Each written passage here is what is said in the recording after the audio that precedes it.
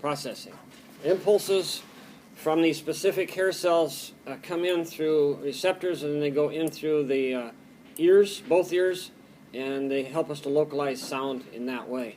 Since we have both two ears, by turning our head, we can localize where the sound comes from. If you've ever been out at night and you wonder where crickets are, you can turn your head and you can see where those, or you can hear where those crickets are just by turning your head a little bit better.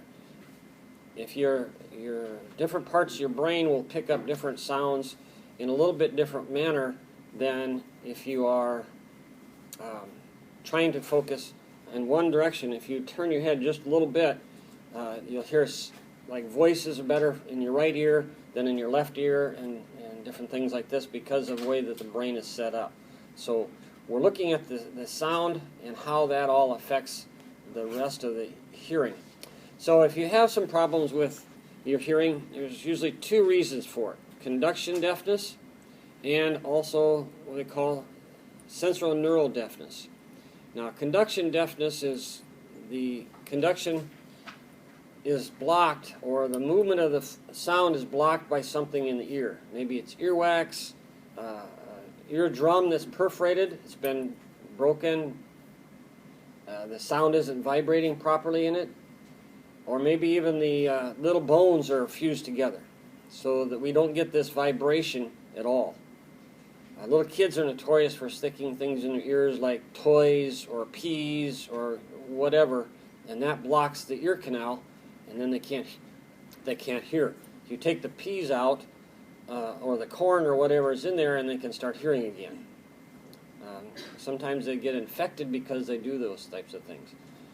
They don't mean to do it usually. It's just one of those things they do. My sister had like a big, huge chunk of crayon wedged down. No, seriously, like wedged down in her. They had flushed her ears and like colors were coming out. Yeah. It was bad. I can believe it. They'll stick anything in their nose or mouth, anywhere. Yeah, my daughter had a piece of jewelry wedged way up in there. Yep.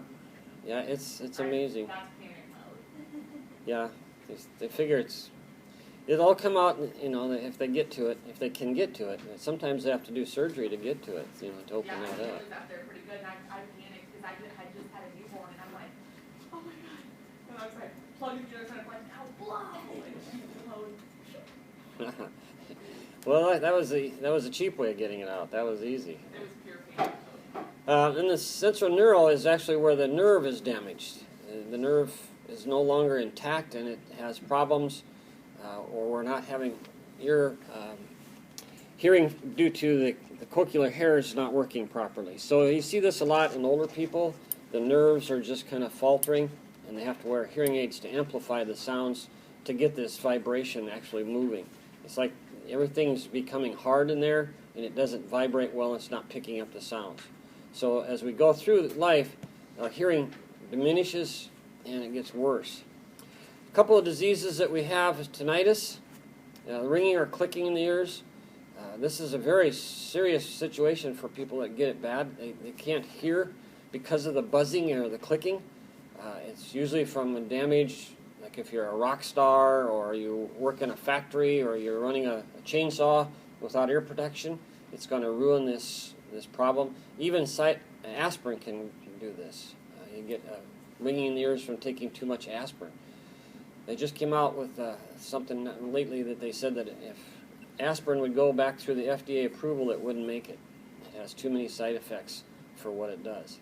And they're stopping to use aspirin for heart problems and blood problems. So aspirin has some side effects. Meniere's syndrome, vertigo, nausea, vomiting, all those things take place with this. And then we have the vestibular areas. Let's talk a little bit about equilibrium. Let's see what this little here.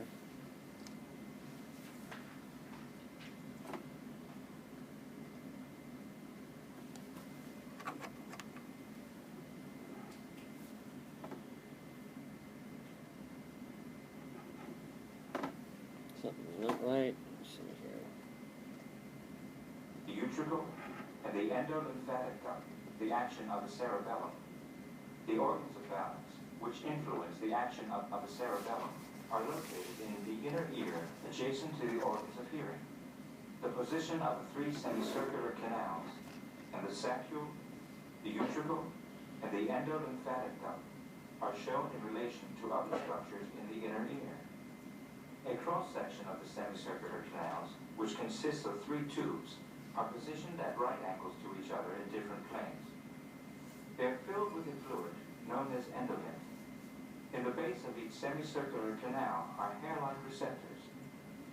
Any movement of the head causes the fluid within the canals to move and so stimulate the receptors to send information to the brain about the direction of the particular movement that has occurred. The utricle and saccule contain receptor cells with tiny stones of calcium carbonate otoliths.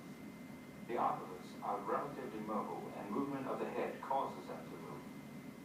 This changes the pressure that they exert on the receptors, which then send information about the direction of the head's movement to the brain, and illustrate the 3 planes of movement in which the head and body can move to stimulate the receptors in the semicircular canals.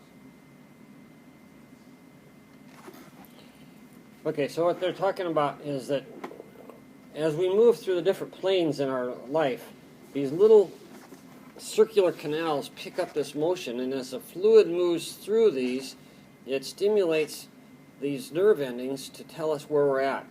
And there's little, like rock-like things, crystals, inside this area. And if they get dislodged, sometimes, even though we're not moving, we feel like we are. And then there's a technique that we can put those back into place so that the body can not be so disoriented. Yes? So, sometimes when you're pregnant, they say that you can get dizzy. Is that just fluid buildup? Or? Could be fluid buildup, or it could even be a lack of fluid. It could be dehydrated, can cause that. So if you don't have the right fluids in there, those little otoliths aren't going to move properly, and that can cause some issues. But yeah, another thing with that, with pregnancy, is you have a lot of toxins in your system, and that is, in itself can make you a little bit disoriented. Plus, then also you have this added weight in the front that makes you want to move too, and your body has to kind of adapt and move with that. So we have this macula that has these little calcium carbonate stones, the otoliths, and the otoliths have to be in the right position at the right place, or you're going to get dizzy. So these little hair cells and the cells that are in there help us with these little linear acceleration forces, but not so much rotation. So we're monitoring where the position of the head is, where we're at in our environment by these little stones. So here's the little otoliths up on top. They look like little rocks. Then we have the otolithic membrane, and then we have these little hairs. These are hair follicles. Basically, it's holding these little hairs in place, and when these otoliths get dislodged, they stimulate these hairs and send information to the brain that tells us that we're moving and when we're actually not moving. So we use a technique to put those back in place. So these maculas respond to vertical movements, or we have the utricle responds to the side-to-side movements. All we're doing really is, with this movement of the fluids and these otoliths, we're causing depolarization to the cells, these little hair cells, and it sends a signal down to the vestibular nerve into the brain. It tells us, by way of the cerebellum, where we're at. Our cerebellum is more involved with fine movements of our body, kind of gauging where we're going to be standing. If we're standing upright, we're moving back and forth, is all taking place by this vestibular nerve that comes through. Now, if we bend in the opposite direction, we change the relationship of the otoliths and the fluid, and it hyperpolarizes the cells. So we end up with changing the position of our head can change how things are working. That's why when someone is spinning on the ice, just by turning their head just slightly, it keeps them from getting sick and dizzy. They offset that impulse by doing that. So when we tilt the head one direction, like here, we make the head, we change the relationship of these little otoliths and the fluids in there, and then we bring it back to normal. It's still a little bit on the bent side, but as we come back this way, the fluids are going to move back to the other direction, and it's going to hyperpolarize. Now when we turn back to normal and we quit spinning or we quit tipping, everything goes back to the center, and we realize that we're in the center. So we're maintaining our proportion or our relationship as we go through it. Now the crista ampularis is a sensory receptor for our dynamic equilibrium, rotary motions, has a little bit of a gel-like material in it called a cupula, and it helps to keep us in line where we're at in movements, definitely with our movements. Here's a little cupula. It looks like a tuft of hair that sticks up, and inside here we have endolymph around this.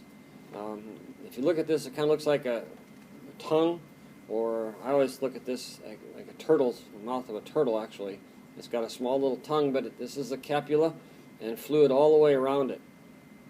And that helps with this movement inside these little canals. It tells the canals where the fluid's at and which way the fluid is moving. So if we change the velocity of the head or the velocity of our body, it tells us where we're at and how fast we're going.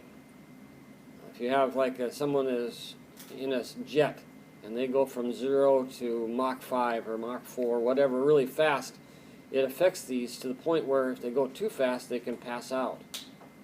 One, because of the oxygen levels and the pressure, but just the movements of these fluids can cause them overstimulation and they'll pass out. They have the bending of these hairs, causes depolarization, and the impulses reach the brain at a faster rate. They keep moving. So we bend the hairs in the opposite direction, we hyperpolarize, and we tell everything that we're going back to the other direction. Our rotation stops, then everything returns back to a normal area. So the crista ampularis is basically for rotation with these little processes. So spinning is a more rotational effect. So as we start to spin, the ampularis starts to bend in one direction, but when we stop, the fluids move back and it pulls the ampularis back, so it's hyperpolarizing and it stops those impulses going to the brain. It tells us that we're not spinning any longer. Keeps us in line where we're at on a normal pathway. So there's three ways we can get input for balance and orientation: the vestibular receptors, visual receptors, and somatic receptors. They're all going to the cerebellum to make sure our joints and our muscles coordinate with that motion that we're feeling inside those little semicircular canals. So we look at the neck movements, we look at the movements of the joints according to where we're at and how the body is moving. The more it moves, the more we have to compensate. So if we're trying to lean to one side, our body's going to contract the muscles to the other side and pull us back to where we should be. Now, by about the fourth decade of our life, things start to change. By the time you're 40, your eyes start to diminish, you start getting bifocals and trifocals, our hearing starts to get less, the nerves start to become less effective. Vision, of course, when we're young, we really can't tell whether we need glasses or not ourselves until you actually get your eyes checked and you put the glasses on. And then a lot of times the kids say, "Wow, that's great, I can see finally." But then as you get older in life, your eyes start to change also. So we have lots of things that are changing throughout our system in our life, and we need to kind of compensate for those things. You know, years ago they didn't have glasses. They had, if you had poor sight, that's what you got stuck with all your life. A lot of those people didn't make it because of they got too close to something, or they got in an accident because their eyesight was terrible. Babies have hyperopia. They can see only gray tones. Eye movements are uncoordinated. You always see babies trying to stare at something. They stare at it a long time because they're trying to focus their eyes. They're not able to get a good, quick focus like we are. We can scan the environment and focus very quickly. They can't. They have to move their eyes slower so that their eyes can catch up to where they want to see. Depth perception is well developed by age 5. So up to that point, eyes aren't that great. By the time kids start to school, that's when you want to be concerned about whether or not they're having or they're getting problems with their vision in school so they can see the board. That's really important because most kids don't know it, that they can't see well because they've never have had good eyes. By 6, your eyes are pretty much developed, and by age 70, everything's kind of downhill. You get the cataracts and blindness takes place, glaucoma. Lots of things can really affect the way the eyes work as you get older. So as we go along, things change. Ears develop early on. That's why people say that if you read to your babies while you're pregnant, they can hear you, play music, all those different things. There's been books and books written about that, how that all works, how that all takes place, and why people should do that. There's also books that says that it doesn't really help that much, as far as whether you're going to have a smarter baby or one that wants to come out playing Mozart. I don't know if that's really that coordinated or not, right? But these all come from very primitive folds in the nervous system. We have the 3 layers. We have the ectoderm, mesoderm, and endoderm of the body tissue, and these come from the specific areas that designate the nervous system. So they only come out in certain places. Okay.